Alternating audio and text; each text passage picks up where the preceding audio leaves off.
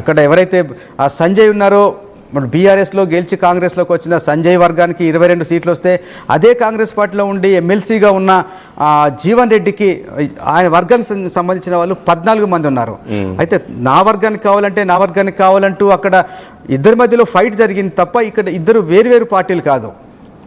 Okay, అయితే ఈ ఈ పార్టీల మధ్య ఇలాంటి పొత్తులు ఎందుకు ఏర్పడ్డాయి, ఇలాంటి పరిస్థితి ఎందుకు వచ్చిందంటే అవుట్ ఆఫ్ ఐడియాలజికల్ డిఫరెన్సెస్ అసలు ఇంకా అవన్నీ ఎన్నికల ముందు వరకే ఉంటాయేమో సింపుల్ గా. ముఖ్యంగా ఏంటంటే స్థానిక సంస్థలకు సంబంధించిన లోకల్గా ఉండే ఈక్వేషన్స్ చాలా స్ట్రాంగ్గా ఉంటాయి. ఈరోజు చూసాం గూడెం మహిపాల్ రెడ్డి ఎవరైతే పటాన్చెరు ఎమ్మెల్యే ఉన్నారో ఆయన పట్టుబట్టి తన పరిధిలో ఉన్న 5 మున్సిపాలిటీల్లో బీఆర్ఎస్ జెండా ఎగరవేసేలాగా చేశారు. ఎందుకంటే ఆయన బీఆర్ఎస్లో గెలిచారు, కానీ మిగతా అందరితో పాటు కాంగ్రెస్లో చేరి కాంగ్రెస్లో అవమానాలకు గురయ్యారు. కాంగ్రెస్ పార్టీలో కొంత ఆర్థికంగా నష్టపోయారు. తనకు సంబంధించిన వ్యాపారాలకు సంబంధించిన పర్మిషన్ రాకపోవడం, తనకు సంబంధించిన కొన్ని వ్యాపార సంస్థల పైన అవినీతి ఆరోపణలు చేసి పోలీసులు రైడ్లు చేయటం, దీనివల్ల కాంగ్రెస్లో నాకు అవమానం జరిగింది అనే ఉద్దేశంతో ఆయన మళ్ళీ బీఆర్ఎస్లోకి వెళ్ళి ఆ బీఆర్ఎస్లో తన బలం చూపిస్తాను, తన పట్టేంటో తన సత్తా ఏంటో కాంగ్రెస్కు చూపించాలనే ఒక పట్టుదలతో తన నియోజకవర్గం పరిధిలో ఉన్న 5 మున్సిపాలిటీలో కూడా బీఆర్ఎస్ జెండా ఎగరవేసే ప్రయత్నంలో భాగంగా ఆయన బీజేపీ సపోర్ట్ కూడా తీసుకున్నారు. అందులో భాగంగానే రఘునందన్ రావును కూడా తన కారులోనే తీసుకెళ్ళి ఆ ఓటు వేయించుకొని అలా జరిగింది. తర్వాత ఈసారి బీజేపీ కూడా కొంత బలంగా ఉండటం, ట్రయాంగిల్ ఫైట్ రావటం వల్ల ఖచ్చితంగా అంటే కొన్ని స్థానాల్లో ఒక పార్టీ ఇంకో పార్టీతో పొత్తు పెట్టుకోక తప్పని పరిస్థితి ఏర్పడింది. ఈ పరిస్థితి వల్ల ఖచ్చితంగా ఈ పొత్తులు అనేవి అనివార్యమైంది. ఎందుకంటే మళ్ళీ ఎన్నికకి వెళ్ళే పరిస్థితి అవకాశం ఎవరికీ లేదు. కాబట్టి అక్కడ మున్సిపల్ చైర్మన్ ఎన్నుకోవాలి అంటే ఖచ్చితంగా ఏదో ఒక పార్టీ ఇంకొక పార్టీ సపోర్ట్ తీసుకోక తప్పని పరిస్థితి ఉంది. అట్లాంటి కొన్ని ఎగ్జాంపుల్స్ చెప్తాను మీకు. అమరచింత ఉంది, ఇదివరకు మన మహబూబ్నగర్ జిల్లా ఉన్న అమరచింతలో కాంగ్రెస్, బీఆర్ఎస్, బీజేపీ మూడు చెప్పున సీట్లు గెలుచుకున్నాయి, ఒక ఇండిపెండెంట్ గెలిచారు. ఇక్కడ 6 స్థానం అనేది 6 అనేది మ్యాజిక్ ఫిగర్ అవుతుంది. ఇందులో ఏ 2 పార్టీలు కలిస్తే తప్ప అక్కడ మున్సిపల్ చైర్మన్ ఎన్నిక జరిగే అవకాశం లేదు. అట్లాగే ఇంకోసారి చూడొచ్చు, జిన్నారంలో కాంగ్రెస్ 6, బీఆర్ఎస్ 8, బీజేపీ 4. ఇందులో ఏ 2 కలవకపోయినా అక్కడ ఎన్నిక జరిగే అవకాశమే లేదు. కాబట్టి అనివార్య పరిస్థితుల్లో కూడా ఇలాంటి పొత్తులకైతే జరగాల్సి వచ్చింది.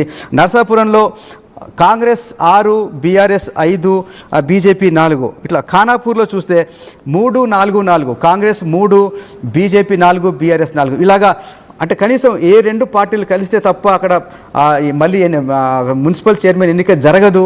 అలాంటి అనివార్య పరిస్థితిలో కూడా ఈ పొత్తులు అనేది జరుగుతున్నాయి. సో అంటే అవుట్ ఆఫ్ ఐడియాలజికల్ డిఫరెన్సెస్ ఈ పొత్తుల విషయం చాలా ఇంట్రెస్టింగ్ గానే ఉంది ఖచ్చితంగా. సో అధికారంలో ఉండడం అనేది ఇంట్రెస్టింగ్ పాయింట్ అంటే నందు, ఇక్కడ ఏ పార్టీ కూడా విప్పు జారీ చేయలేదు. విప్పు జారీ చేసి ఉంటే ఆ పార్టీ టికెట్ మీద ఎన్నికైన సభ్యులు ఆ పార్టీ చెప్పిన అభ్యర్థికి మాత్రమే ఓటు వేయాల్సి ఉంటుంది. ఇక్కడ ఏ పార్టీ కూడా విప్పు జారీ చేయలేదు.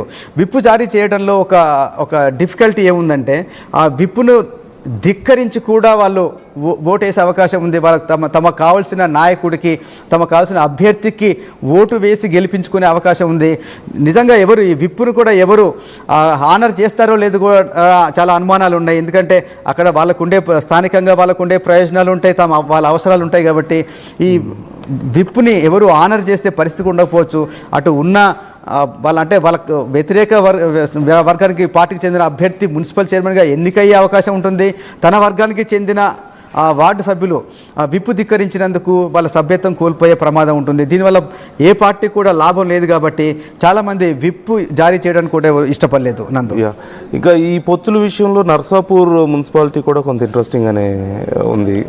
కాంగ్రెస్, బీజేపీ కలిసి వెళ్ళడం కానీ, అలాగే కాగజ్ నగర్ కాంగ్రెస్, బీజేపీ మీరు చెప్పినట్లుగా మోస్ట్ అంటే రైవల్ పార్టీస్ 2 కలిసి వెళ్ళడం, అక్కడ పొత్తు పెట్టుకోవడం చాలా ఇంట్రెస్టింగ్గానే ఉంది.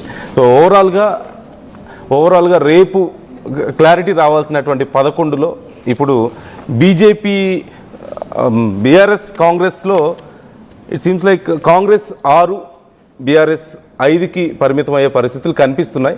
సో చూడాలి మరి వీటిలో ఎన్ని జరుగుతాయి, రేపు ఎన్ని ఇంకా వాయిదా పడేవి ఉన్నాయనేది వెయిట్ చేసి చూద్దాం. థ్యాంక్ యూ మౌలి గారు. సో 11లో మీరేమనుకుంటున్నారు? ఈ 11లో ఎవరు ఎన్ని గెలుచుకునే అవకాశం ఉందని మీరు అనుకుంటున్నారు? మీ అభిప్రాయాలను కూడా కామెంట్ చేసే ప్రయత్నం చేయండి.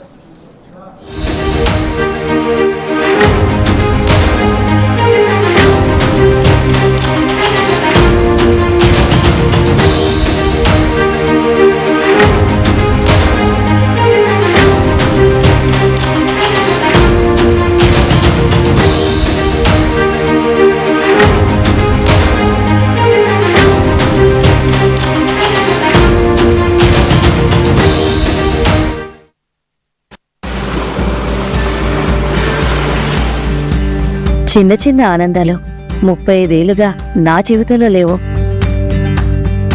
35 ఏళ్లుగా నేను డైపర్లలో బ్రతికాను. 6 సెంటీమీటర్ల ఫిస్టులా నా మూత్రాశయంలో లీక్ కారణమైంది. ఎవరూ నాకు సహాయం చేయలేకపోయారు. ఏఐఎన్యూలో వైద్యులను కలిసే వరకు.